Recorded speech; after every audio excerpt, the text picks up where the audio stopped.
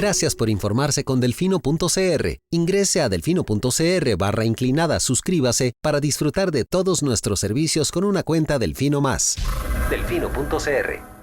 Hoy quiero decirlo con todas las palabras: ¡páguele a la caja! ¡Pague la deuda con la caja! He oído argumentos de todo tipo, pero pocos argumentos tan estúpidos, tan ridículos. Para mí es más rico comer arroz y frijoles en paz que venderle el alma a Satanás. Debería tomar un vasito de agua antes de hablar para que pueda coordinar la lengua con el cerebro. Pero aquí, o todos rabones o todos culones, pero no unos ñatos y otros narizones. Se toman un vaso de me vale madre. Creo que me extrañaban, ¿verdad? Coca-Cola sin azúcar presenta Curul en llamas, cubriendo y sufriendo la Asamblea Legislativa, porque alguien tiene que hacerlo. Hola queridos suscriptores de Delfino.cr, bienvenidos a un nuevo programa de Curul en llamas, el podcast semanal donde les comentamos los temas más relevantes e irrelevantes de la Asamblea Legislativa.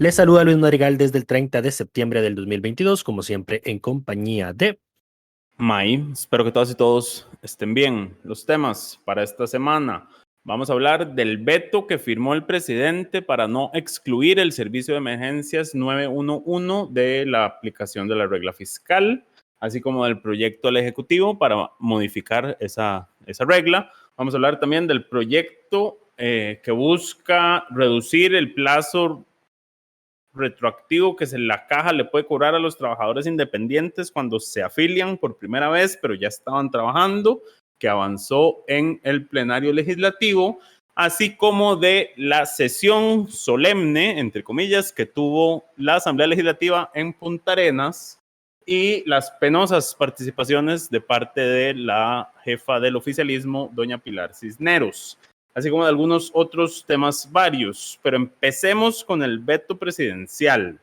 Este es el tercer veto, si no me equivoco, que firma el presidente. Nada raro, y es el segundo, me parece, relativo a la regla fiscal.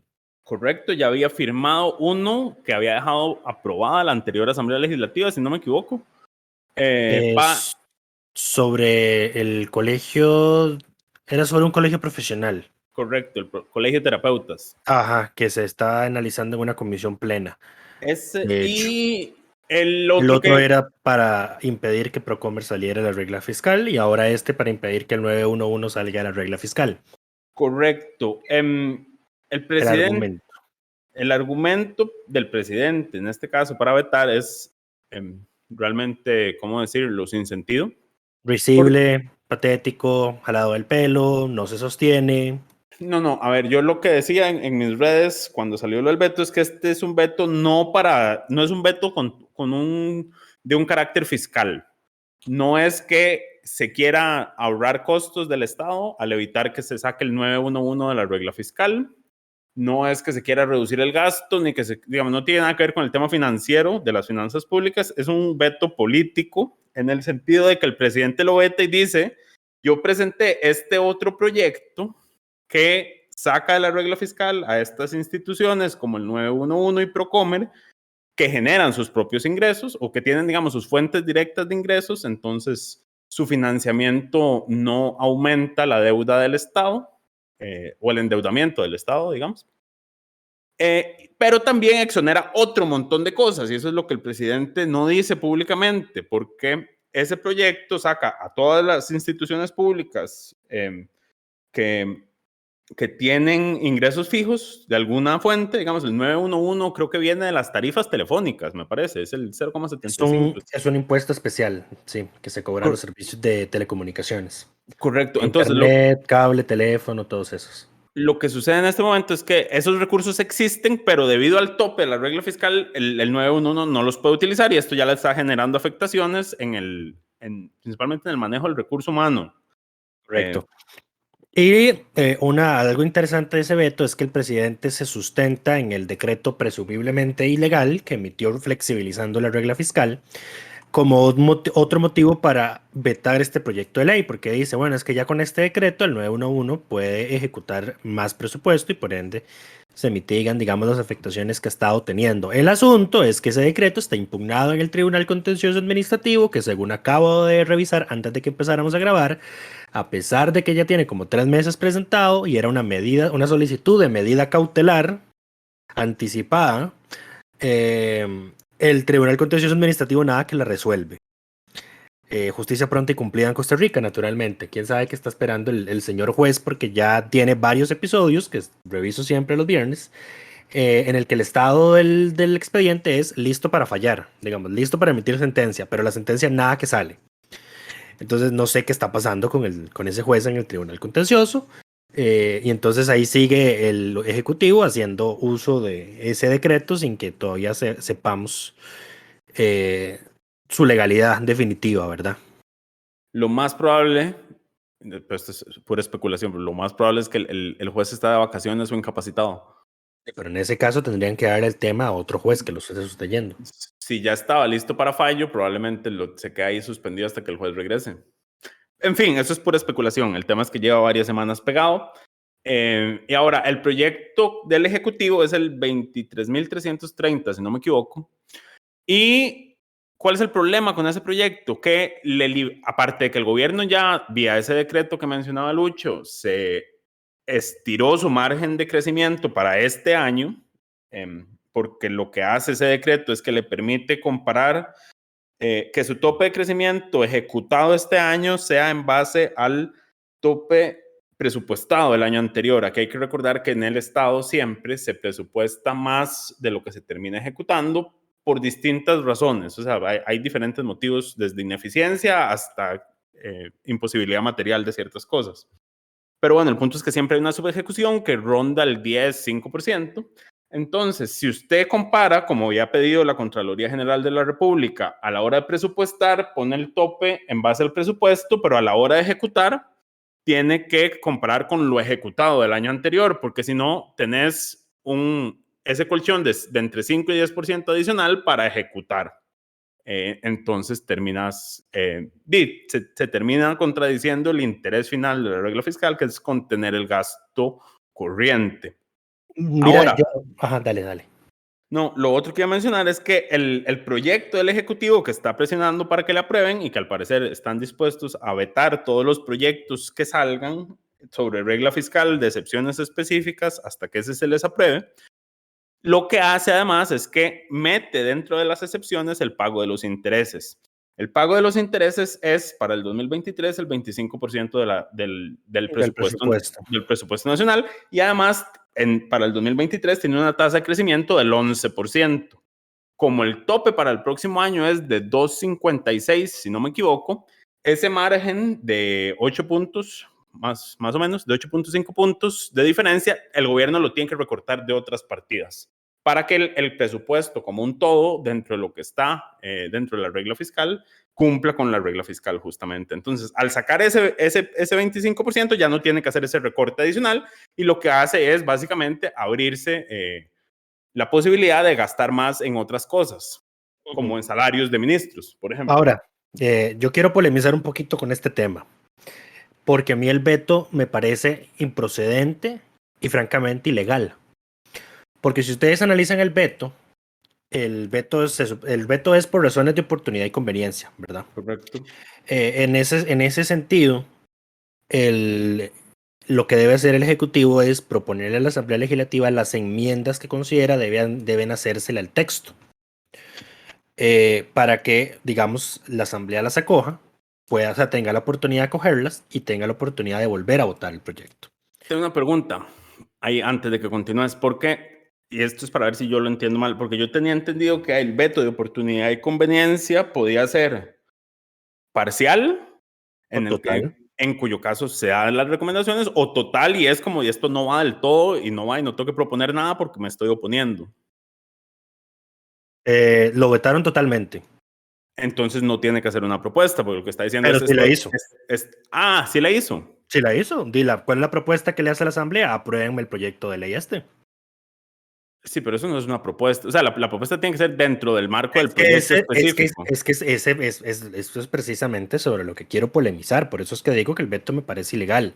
Ya, es dentro del veto. O sea, no solo fue que lo dijo, fue que dentro del veto puso aprueben este proyecto. Exactamente. Ya.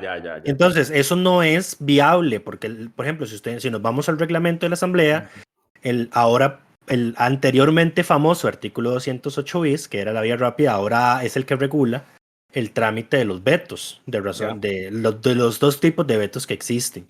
Y cuando se trata de razones de conveniencia y oportunidad, el artículo dice que lo que tiene que hacer la comisión es un informe recomendando al plenario, ojo, las modificaciones que sean estrictamente necesarias para incorporar las observaciones del Poder Ejecutivo. Claro, y no podría meterse lo que está pidiendo el Poder Ejecutivo porque sería inconexo con el expediente. Correcto. Recordemos que para quienes nos están escuchando por primera vez, cuando decimos inconexo es que cuando se presenta un proyecto, tiene una parte inicial que es la exposición de motivos, donde dice cuál es el objetivo, el fin y qué es lo que pretende ese proyecto, y después viene ya sea la reforma legal o la nueva ley que se propone. Y si bien en el trámite legislativo se pueden hacer modificaciones a la reforma legal o a la ley que se está proponiendo, esas reformas no pueden ir en contra o no pueden salirse de la propuesta original, porque ahí es cuando se convierte en inconexo.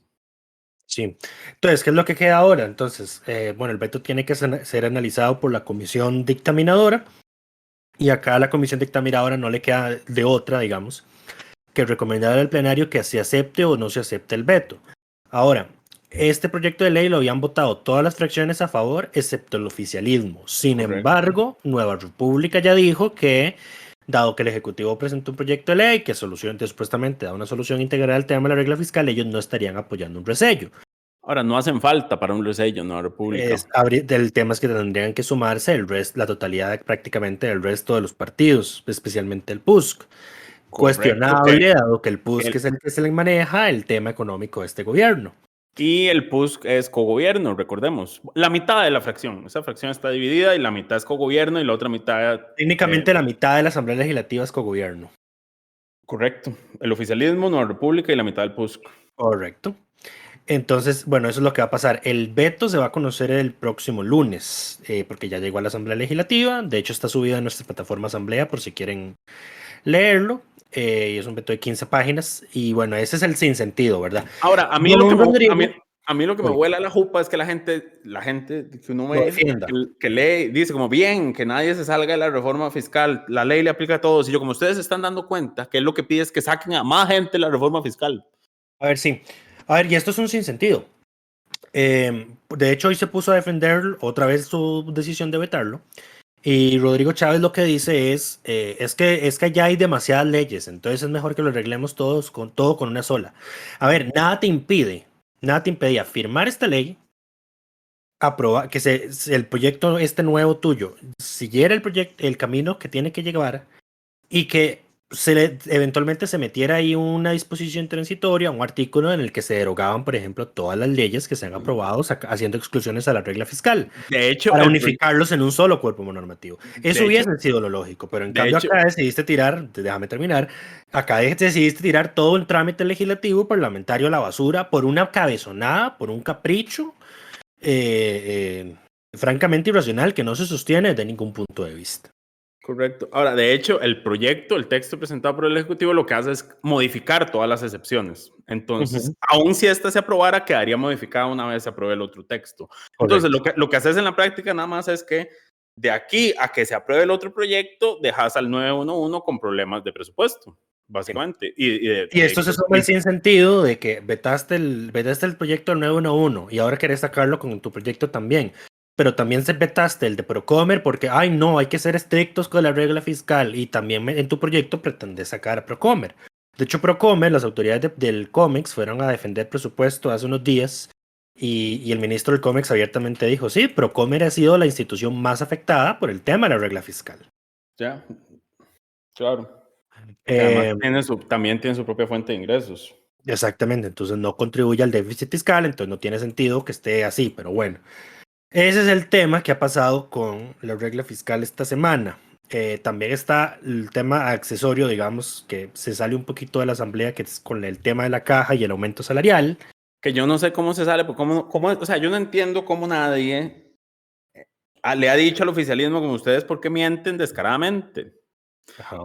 Insisten la caja en temas de empleo público por la ley de fortalecimiento de las finanzas públicas, sí está sujeta a la legislación, no en temas de regla fiscal. ¿Cómo es que nadie les dice como sí, pero es que la medida de congelar los aumentos, los ajustes salariales por costo de vida Es un efecto de la regla fiscal. no solo es un efecto, está en el título 4 de la regla fiscal, el cual abiertamente han reconocido que no le aplica a la caja. Entonces, dicen la incongruencia, pero nadie los corrige, nadie se lo señala.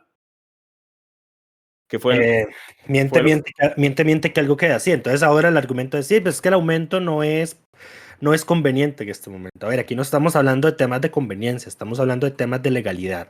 correcto. Y entonces, más bien pueden haber consecuencias legales en perjuicio del Estado más severas si seguimos posponiendo ese reconocimiento, es un derecho adquirido ya. Hay más probabilidades de que salgamos perdiendo más a futuro por una mera cabezonada. Al punto de que terminamos perdiendo a un presidente ejecutivo de la caja por una tesis jurídica errónea. Encima, el presidente de la República le había dicho a la nueva presidenta ejecutiva de la caja que tenía que abrir una investigación contra los funcionarios de la caja que habían emitido el criterio de que tenía que pagarse el aumento salarial. Correcto. Que es otro dato interesante. Recordemos que, a ver, el tema de Rodrigo Chávez con la regla fiscal viene desde que era ministro de Hacienda. Un dato curioso es que al meter esta propuesta de reforma, no toca a las municipalidades, que fue el pleito que lo sacó a él del gobierno anterior.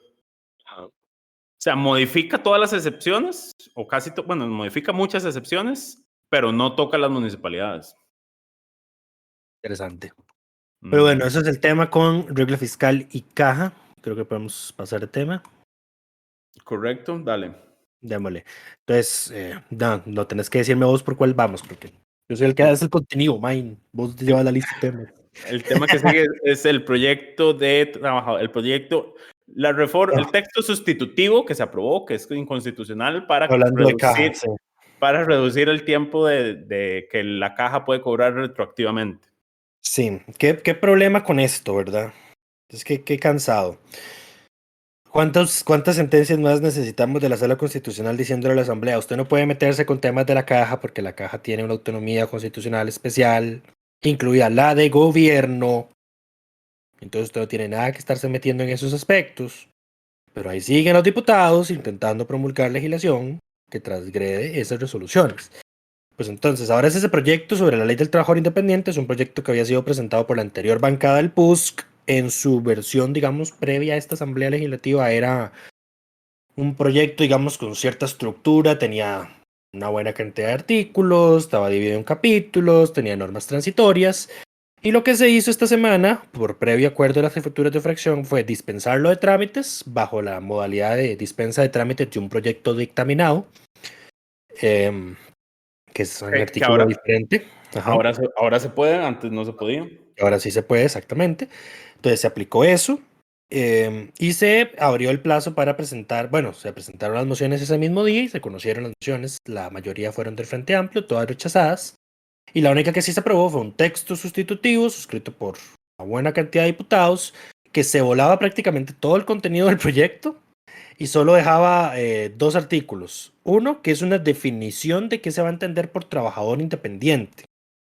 Correcto. Y la otra es el tema de la prescripción, de los cobros retroactivos que hace la caja. ¿Cuál es el problema con la definición de trabajador independiente que tiene el proyecto? Que difiere del reglamento que la caja emitió en el año 2002 sobre trabajadores independientes. Entonces, ¿cuál es el problema? Que entonces aquí está la Asamblea Legislativa imponiéndole a la caja una definición de una categoría de trabajadores que deben cotizar con la caja. Sí, ¿y cuál es el problema? Dirán ustedes esto. Bueno, que cualquier persona entonces que se salga, digamos, de esa definición, pues no estaría técnicamente obligada a cotizar bajo ese régimen o generaría un problema posterior. Porque dice, bueno, sí, usted en teoría es trabajador independiente, pero no encaja del todo en esta definición de trabajo independiente que definió la Asamblea Legislativa. Entonces no puede cotizar como trabajador. Y entonces tampoco podría cotizar como, digamos, como asalariado porque no tiene patrón. Y entonces, ¿a qué le queda? Cotizar como asegurado voluntario. Yo Eh, creo que esa no es la lógica tampoco que se está persiguiendo con el proyecto, a menos de que sea esa. Ahora, ajá, dale. el problema también es que le viene a imponer a la caja y a la caja no se le pueden imponer las cosas. Porque De la caja hecho, tiene autonomía administrativa sobre los seguros, incluyendo este tipo de definiciones. correcto. O sea, Yo creo que a eso es lo que se refiere, digamos, yo creo, la sala cuando dice es una autonomía de gobierno. O sea, si es una autonomía de gobierno, la caja pues entonces tiene la libertad de tomar ese tipo de decisiones, incluidas, por ejemplo, la de definir cuotas, parámetros, condiciones, conceptos, todo ese tipo. correcto. Ahora, Y yo lo discutía con mi fuente legal de confianza y yo le decía, pero ¿y qué pasa si la caja, por ejemplo, dice que está a favor del proyecto? Y entonces él me decía, es que igual sería inconstitucional, porque es que la caja puede hacer eso de mutuo propio, debería hacerlo de mutuo si la propio. caja está de acuerdo, debería modificar su reglamento. Exactamente, porque tiene autonomía de gobierno, entonces puede Nada lo hacerlo. limita. Ahora, con el tema de los 4 años, yo también creo que es inconstitucional que le digan el plazo y de hecho había un proyecto que había presentado el diputado Dengo, si no me equivoco, uno del PLP, que me parece que resolvía esto de una mejor manera y que si lo hacía, digamos, por la vía que sería correcta. Es que la caja lo que dice es que se agarra de un artículo de otra ley, que es el que establece los plazos para el cobro retroactivo. O sea, los 10 años de la caja no los fija a mutuo propio. Ellos dicen, esta ley dice que son 10 años, entonces es la que utilizamos para definir nuestro plazo. Y aquí lo que ocurre es un choque conceptual porque la caja dice que usa eso, digamos, mientras que como hay pronunciamientos previos de la sala que dicen que las cargas de la caja son cargas para fiscales, las cargas para fiscales por el Código de Normas y Procedimientos Tributarios prescriben a los 4 años. Correcto. Ahora, lo que hace el proyecto de Dengo es justamente ese artículo del que la caja se agarra, modificarlo a 4 años. Correcto. Entonces, ahí no estás tocando la autonomía de la caja porque lo que estás haciendo es nada más cambiándole la referencia a la que ellos agarran, porque la caja también siempre ha tirado ese argumento de es que eso es lo que nos dice esta ley y por eso es que la aplicamos. Por eso ese proyecto me parecía que era una vía más potable, digamos, para resolver este tema, porque lo que hay que reconocer es que esos 10 años de cobro son un problema. Sí. Son un problema para las personas que se quieren formalizar porque se te tiran para atrás. Allá eso no he estado trabajando ni siquiera. La caja lo que hace es estimar hace cuánto estás trabajando. Correcto. Ahora, este tema con el tema de la prescripción y si es una carga para fiscal o no y si se aplican los 10 o los 4 años, está siendo analizado en 2 acciones de inconstitucionalidad del año 2017 en la sala. La sala no las ha resuelto. Entonces, justicia pronta y cumplida. Dado que existe una duda razonable sobre hacer ese tipo de modificaciones, por ejemplo, el tipo de modificación que se pretende hacer en esta ley, porque lo que dice acá es, lo que dice es, el segundo artículo diría, la acción de la caja para determinar la obligación contributiva de los trabajadores independientes, imponer sanciones y o cobrar la obligación principal y sus sanciones, prescribirá en un plazo de 4 años.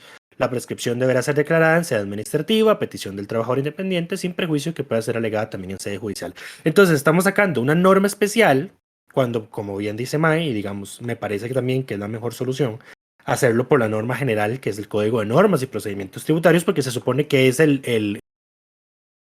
digamos, el artículo problemático o el artículo desde el cual se está guindando la caja para cobrar 10 años.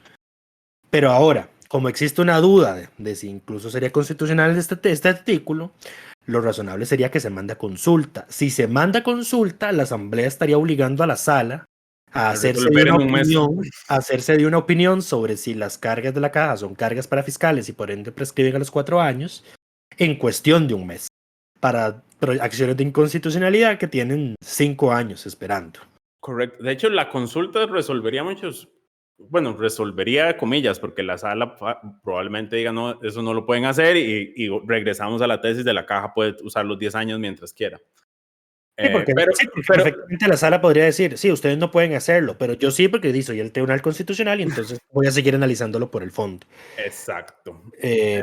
Porque además la sala es el único órgano que no está vinculado a ningún criterio, ni siquiera al suyo propio. De hecho, todos sabemos los pleitos que hay entre la Sala y el Tribunal Supremo de Elecciones sobre temas de materia electoral, al punto de que hace unas semanas, me parece, yo le había pasado a los muchachos un pronunciamiento de la Procuraduría, en el que la Procuraduría le decía a la Sala, para los que no saben, la Procuraduría es el asesor imparcial de la Sala Constitucional en las secciones de inconstitucionalidad. La Procuraduría le decía a la Sala, vea, usted se excedió en sus competencias con el tema del proyecto sobre... ¿cuál fue el proyecto? El de la reelección de alcaldes, porque Correcto. la Procuraduría dice, estábamos en periodo electoral y de conformidad con lo que dice la Constitución, este proyecto no podía votarse en segundo debate. Correcto, la Sala lo que dijo fue que no aplica porque eran municipales, entonces no estamos en periodo electoral aplicable. Entonces la Procuraduría le dice, sí, pero eso no le tocaba decidirlo a usted, le tocaba al Tribunal Supremo de Elecciones, porque el Tribunal Supremo de Elecciones tiene exclusividad sobre esos temas. Entonces está ese pleito ahí. Sí, igual al final todos sabemos que les manda igual, la Sala. Es que sí, porque digamos, la norma de que los temas electorales son exclusivos del tribunal está en la Constitución. Y la Sala Constitucional es la última intérprete de la Constitución. No, y la Sala ya ha interpretado cosas, digamos, el tema de paridad de género y la paridad horizontal y vertical, el tribunal nunca quiso aplicarlo hasta que la Sala la condenó y le dijo que lo tenía que aplicar. Así es. Y el tribunal en un berrinche dijo, bueno, no, le voy a hacer caso porque yo soy el que interpreta este tema, pero por mi propio criterio considero que esto debería cambiarse, entonces lo vamos a cambiar. De hecho, me imagino que lo hicieron porque podría caerles entonces el tema de desobediencia a una orden de la Sala Constitucional. Ya sería todo un pleito de poderes, ¿verdad? Pero de nuevo, al final eso es un tema de la Constitución y la Sala es la última que interpreta la Constitución. La Constitución dice lo que la Sala dice que dice, como le encanta repetir a Mai. La Constitución dice lo que la Sala dice que dice, exacto. Así es. Eso es. Y lo último, y lo último para volver a este proyecto, para ir cerrándolo, es que tiene unos temas de ahí transitorios. Uno de los transitorios es que le dice a la caja que tiene que hacer los ajustes de información en un plazo de 6 meses. Aquí es gracioso porque el transitorio dice, la caja conforme a su autonomía deberá en un plazo de 6 meses. A ver, no puedes, el mencionar el tema de la autonomía no quita la inconstitucionalidad de una norma. De hecho, un transitorio prácticamente idéntico a este en un proyecto previo de ley que se mandó a consulta a la Sala fue declarado inconstitucional porque le imponía un plazo a la caja para hacer reglamentaciones o realizar ajustes. Y la Sala muy explícitamente le dice, ustedes no pueden imponerle ningún plazo a la caja. Eso es un tema de autonomía de la caja, entonces el transitorio es inconstitucional. Entonces, este proyecto tendría más o menos ahí el mismo problema. Yo le avisé a un diputado, veremos si lo logran, veremos si lo cambian o si lo van a mandar así lo que están tratando de hacer es dentro de su autonomía hace lo que yo diga. Exacto. Lo cual es un oxímoron, digamos, básicamente. Esto es como esto es como cuando la Asamblea quiso prohibir el tema de las convenciones colectivas y la Sala le dijo, no puede hacer eso, pero con el artículo debe entenderse entonces que sí se pueden. Eso fue con el trámite de la reforma fiscal, ¿verdad? Luego se aprobó otro proyecto en el que la Asamblea volvió a meter ese artículo mismo que establecía restricciones al tema de las convenciones colectivas y la Sala le volvió a decir, sí, pero se entiende como ya se lo había dicho la vez pasada. Así ridículo es esto. El artículo dice que los jerarcas están obligados a denunciar todas las convenciones colectivas, básicamente. Dijo, bueno, es constitucional siempre y cuando se entienda que no están obligados. Correcto, la Sala decidió que ese artículo no es inconstitucional siempre y cuando se entienda contrario a lo que dice su propio artículo y no están obligados. Mira, y ahora que estamos... Fue una de las maromas legales que hizo la Sala para aprobar la reforma fiscal. Sí, mira, y esto es muy gracioso, y es muy interesante porque, a ver, si nos vamos a lo que dice la ley de la jurisdicción constitucional, los pronunciamientos de la Sala por el fondo en las consultas legislativas no tienen efecto vinculante para la Asamblea, ¿verdad? Entiéndase, no tienen un efecto jurídico. Sin embargo, con el tema de la reforma fiscal sí han tenido ese efecto. Porque, por ejemplo, con el tema de la regla fiscal de la caja, la ley de fortalecimiento en el tema de la regla fiscal solo excluye literalmente al IBM y al régimen no contributivo. La Sala, por el fondo, dijo, bueno, es constitucional siempre y cuando se entienda que el SEM, el seguro de enfermedad y maternidad, también está incluido. Pero como eso es una observación de fondo y no de procedimiento, eso no es vinculante. Pero por el bien, digamos, de la ejecución de la ley, hasta ahora se ha entendido de que el SEM está excluido de la regla fiscal. Entonces, para la ley del plan fiscal sí se le ha dado ese carácter vinculante a lo que la sala dijo en el trámite del proyecto de ley. Cuando Claro, ni pero siquiera era ley, ¿verdad? Eso a mí me parece súper llamativo. claro, porque además la sala hizo un montón de interpretaciones para decir esto no es inconstitucional siempre y cuando se entienda de esta forma. Entonces no fue solo que dijo, es que, porque yo creo que aquí es donde está la diferencia. La sala no dijo esto es inconstitucional. Dijo, es constitucional siempre Esto y es cuando se interprete. constitucional. Exacto. Entonces no es como los otros pronunciamientos de fondo que la asamblea puede acogerlos o no acogerlos, sino que aquí fue más bien como siempre y cuando se entienda de esta forma. Ajá. Es Sí, constitucional. eso se llaman interpretaciones conformes. Correcto. Y por eso es que se aplican de esta manera. Así no esté en el texto de la ley, digamos, ese criterio de la sala, esa interpretación conforme que hizo, ha tenido que cumplirla todo el mundo que se ha visto correcto. Involucrado, incluyendo el Ministerio de Hacienda. Así Saludos es. a Nogue Acosta. Y ahora, el último transitorio, ya para cerrar, le pegué un golpe al micrófono y no sé si se va a escuchar en el audio. El último transitorio dice que esa prescripción, digamos, que están disponiendo de 4 años, se va a aplicar por una única vez a las deudas actuales. Lo que en síntesis, digamos, es una condonación solapada. Y esto trae un eventual problema de constitucionalidad porque la sala ya dijo que no se puede condonar el principal de las deudas con la caja. Claro, pero aquí no estás condonando, porque, bueno, a ver, es que en la práctica es una condonación. Es una porque condonación. la prescripción extingue la obligación de pagar. A menos de que la caja entienda que eso le aplica a todos los procesos no abiertos todavía. Sí, pero entonces quedamos en lo mismo. A toda la gente que está ahorita con los cobros ahí abiertos, pues... no, y porque de hecho el transitorio dice que incluso le aplica a quienes aún así no tengan procesos de cobro abiertos, tanto a los que sí como a los que no. Eso es inconstitucional. Bueno, ahí está el problema. Bueno, yo recomendaría que lo manden a consulta a la sala para ver si se resuelve este tema. Mi hipótesis, al menos la mía personal, es que no se necesita una ley para esto. La caja lo puede hacer vía junta directiva. De eso yo no tengo dudas, pero el tema es que lo quiera hacer. Pero bueno, ese es el tema con la caja y otro proyecto que posiblemente no va a pasar el filtro de constitucionalidad. Aunque la caja diga que está a favor del proyecto, digamos, no tiene por qué estar la asamblea haciendo ese trabajo.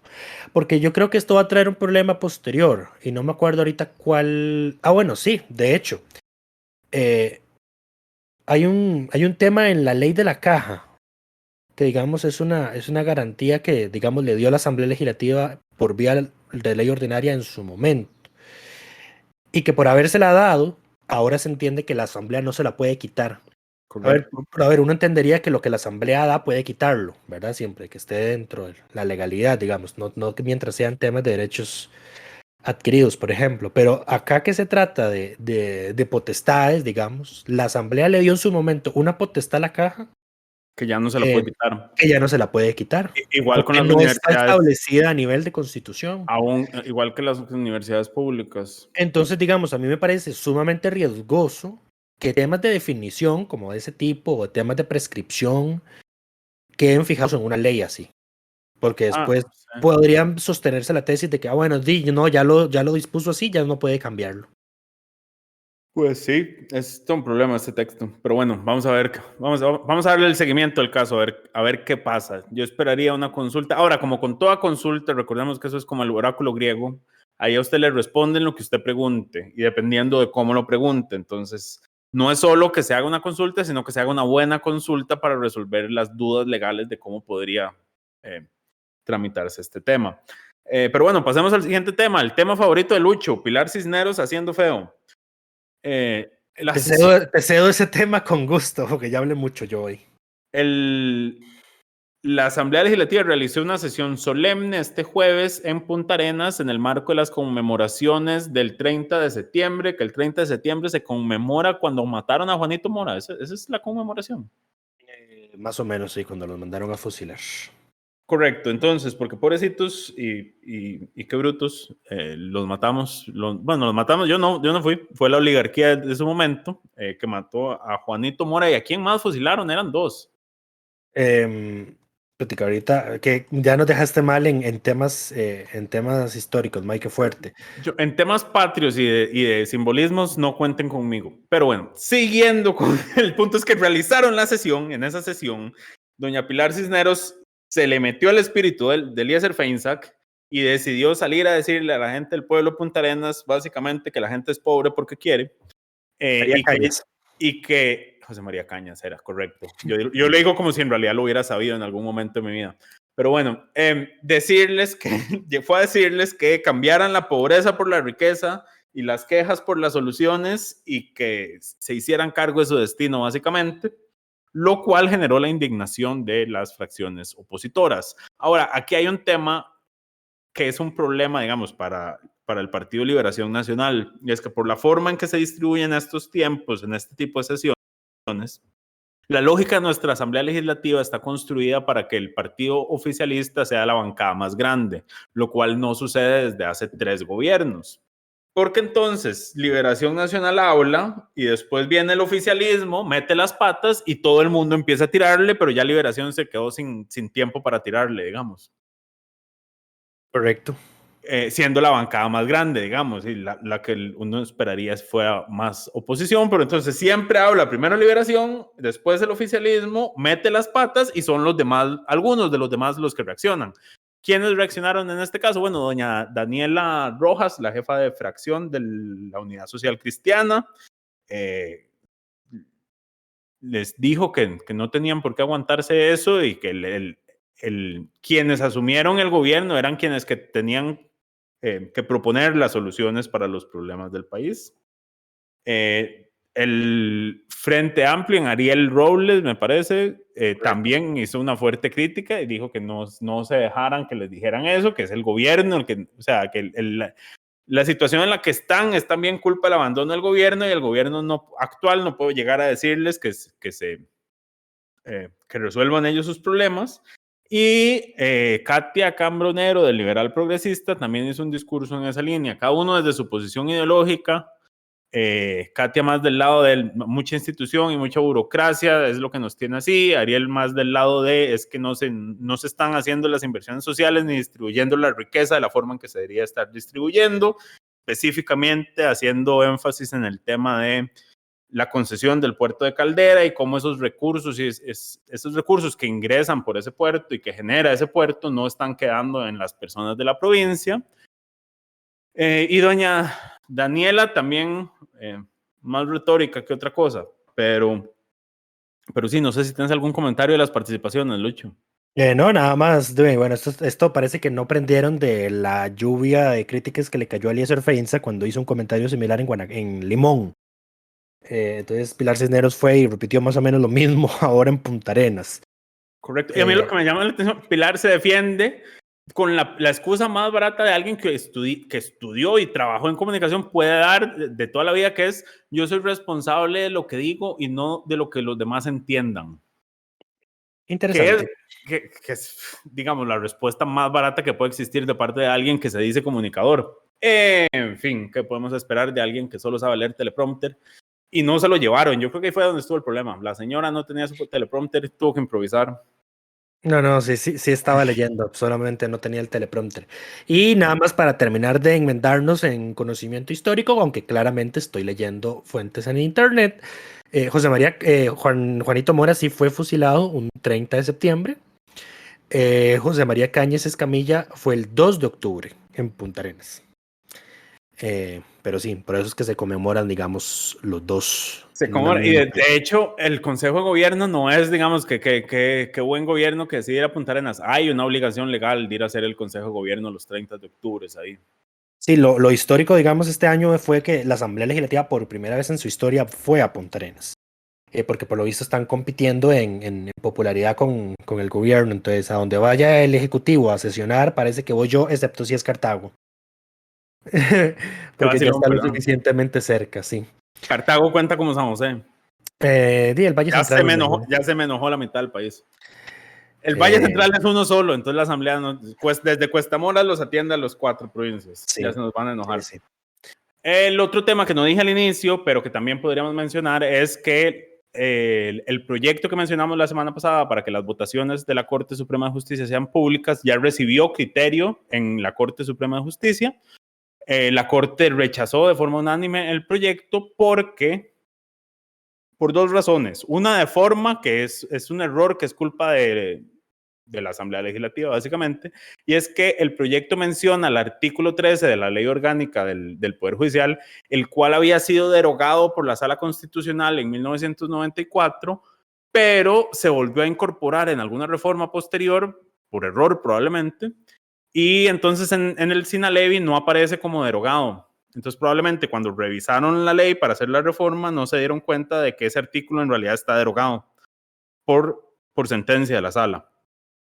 No está a ver, se derogó y se anuló, pero se aprobó una ley que lo volvió a instaurar y desde entonces no se ha sacado. Eso no es un problema de la Asamblea Legislativa con este proyecto. Lo que tiene que hacer la Corte es pedir presentar la acción de inconstitucionalidad. Es un problema de la Asamblea Legislativa que volvió a meter algo derogado. A eso me refería. Pero no fue esta Asamblea Legislativa. No es un error de esto es un error viejo que se arrastra. Pero bueno, eso es una cuestión de forma, digamos. Sí, y además no puede pretender la Corte, que la Asamblea derogue ese artículo con este proyecto de ley porque sería inconexo. Es probable, sí. Pero puede quitarle la modificación. O sea, no entrar a modificar algo que se sabe que estaba derogado y nada más se vuelve a instaurar posteriormente. Pero bueno, eso es un tema, digamos, una cosa, pecata minuta, digamos, dentro de todo. El tema de fondo por el cual se opuso la Corte es porque la Asamblea decidió en una de las mociones que aprobaron en plenario eliminarle a la Corte la posibilidad de definir cuáles deberían ser aquellos temas que sí deban ser conocidos en sesión secreta, que es, digamos, lo que la Asamblea se dejó para sí mismo y lo que la Sala incluso había señalado en la acción que presentamos nosotros, de que la norma debe ser la publicidad, pero que pueden existir procedimientos para el cual las cosas se declaren secretas, ya sea una sesión o una votación. Y en esto yo tampoco coincido con la Corte porque la Asamblea tiene una autorización expresa de que puede hacer sesiones secretas, a diferencia de ellos, que lo que se establece que pueden hacer secreto es el tema, de lo que deben hacer secreto, perdón, es el tema de suspender a los magistrados. Eso es lo único que la Constitución habilita a la Corte a hacer secreto.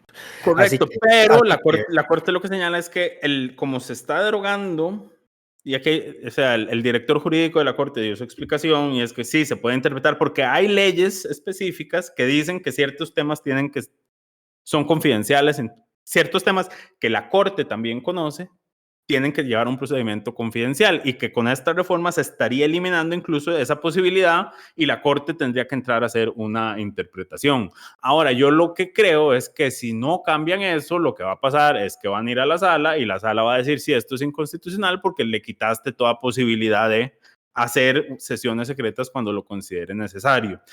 El magistrado Paul Rueda, en la sesión, recomendó, hizo una anotación, digamos, al dictamen que se va a enviar a la Asamblea Legislativa, y es que recomienda que la Asamblea lo que haga es que deje la posibilidad de sesiones, de que la Corte defina temas, cuáles sesiones deben ser secretas y cuáles votaciones pueden ser secretas, siempre y cuando lo defina sea fundamentado y se apruebe por una mayoría calificada de la Corte, o sea, 3/4 partes, por lo menos.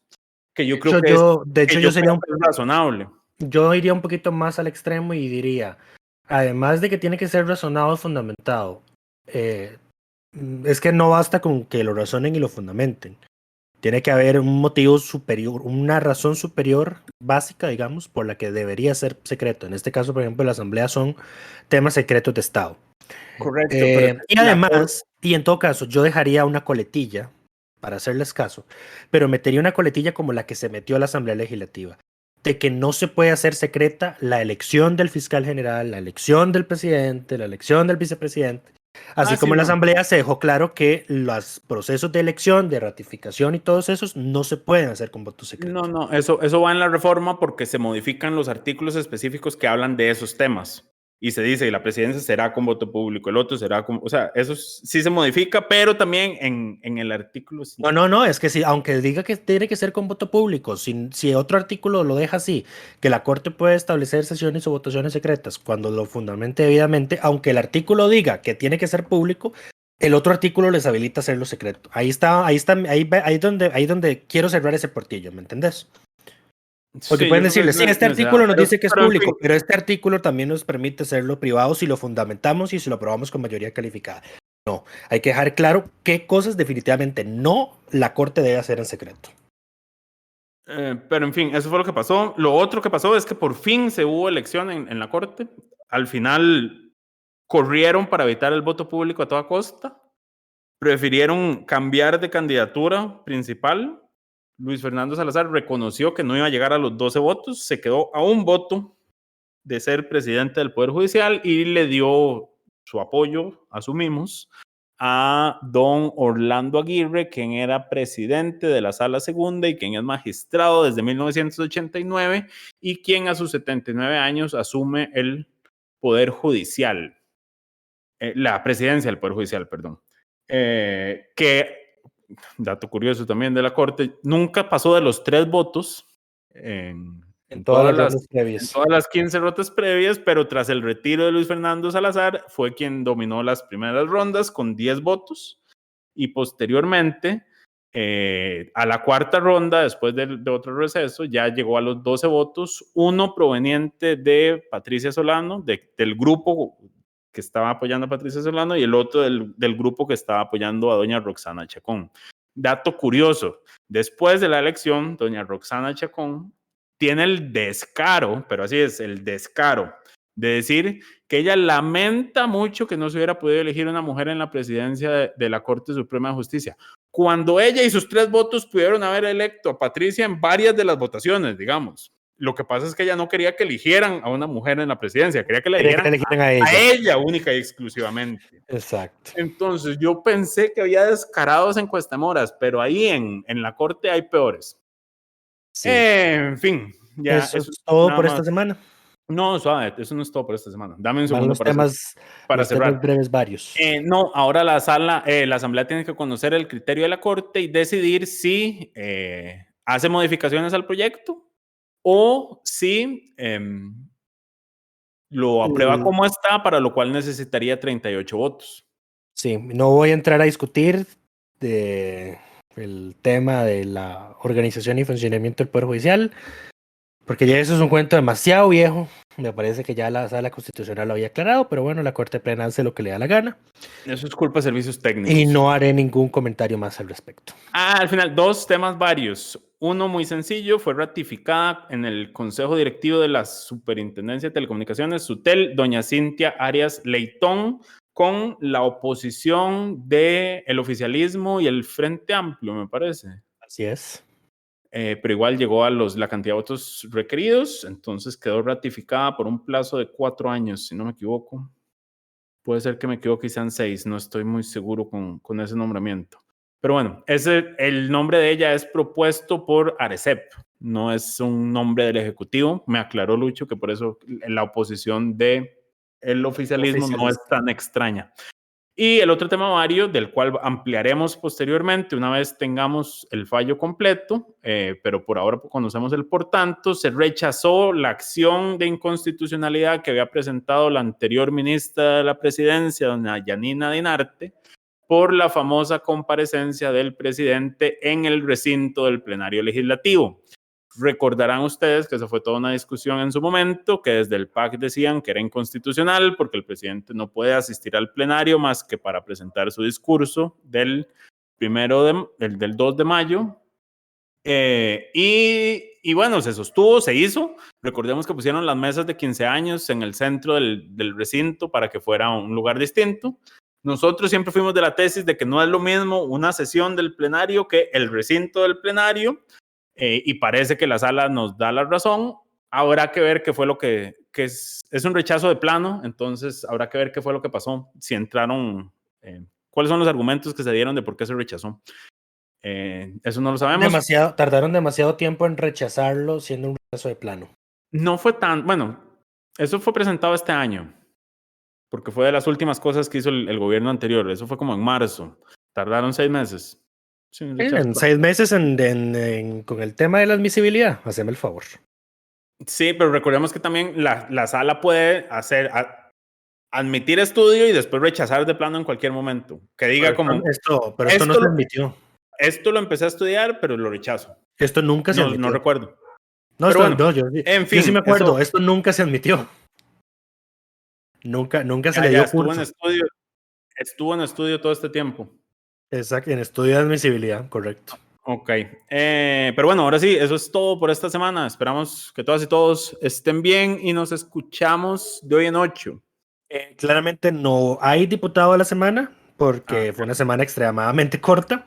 Y poco productiva, porque además poco productiva. No hubo ni nuevos proyectos, ni proyectos aprobados, o sea, no pasó mayor. Y el proyecto que avanzó, que es el de la caja, pues como ya escucharon, tenemos serias dudas de su constitucionalidad y por eso entonces no hay. Y hubo otro proyecto que se medio rescató de archivo, que fue el de la ley de... No es de competencia, de calidad. El Sistema Nacional de Calidad. El Sistema Nacional de Calidad. Sí, pero correcto. No. Se aprobó en primer debate, pero se acordó que se iba a retrotraer en lugar de archivar. Entonces eso todavía está en el limbo.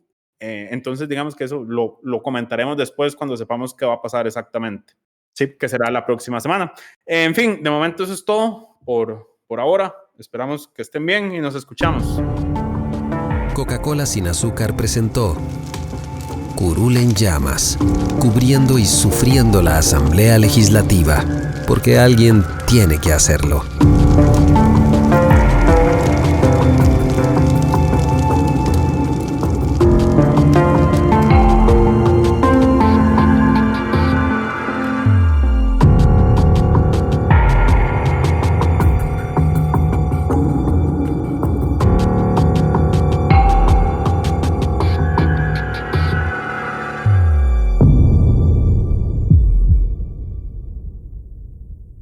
Gracias por informarse con Delfino.cr. Ingrese a Delfino.cr/inclinada, suscríbase para disfrutar de todos nuestros servicios con una cuenta Delfino Más. Delfino.cr